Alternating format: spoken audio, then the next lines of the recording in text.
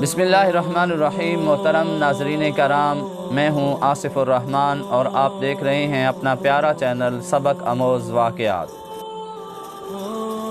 محترم ناظرین کرام، نبی محترم صلی اللہ علیہ وسلم اور حضرت ابو بکر صدیق رضی اللہ تعالی عنہ جا رہے تھے۔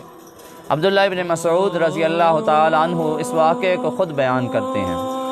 کہتے ہیں کہ دونوں میرے پاس پہنچے اور کہنے لگے کہ کیا تمہارے پاس کوئی بکری ہے جو دودھ دے اور ہم اس سے سیراب ہو سکیں، اپنی پیاس بجھا سکیں؟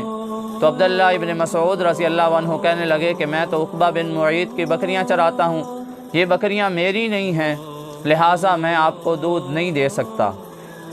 یہ بات جب نبی محترم صلی اللہ علیہ وسلم نے سنی تو آپ صلی اللہ علیہ وسلم نے فرمایا، اچھا کوئی ایسی بکری دکھاؤ جو ابھی چھوٹی ہو اور اس قابل نہ ہو کہ وہ بچہ جان سکے یا دودھ دے سکے۔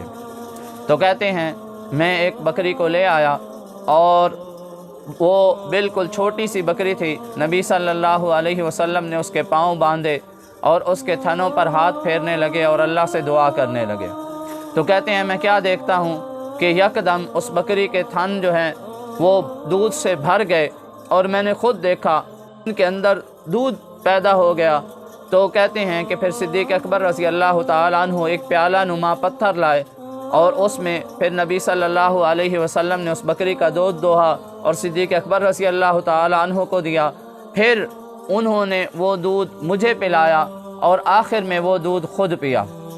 تو محترم سامعین کرام، نبی صلی اللہ علیہ وسلم کے معجزات میں سے یہ بھی ایک عظیم الشان معجزہ ہے کہ اللہ کے رسول صلی اللہ علیہ وسلم نے اس بکری کے تھنوں پہ ہاتھ پھیرا تو اس میں اللہ تعالیٰ نے دودھ پیدا کر دیا۔ پھر اللہ کے نبی صلی اللہ علیہ وسلم نے فرمایا کہ اپنی اصلی حالت پہ لوٹ جاؤ، تو وہ تھن اپنی اصلی حالت پہ لوٹ گئے اور کہتے ہیں کہ دودھ ختم ہو گیا۔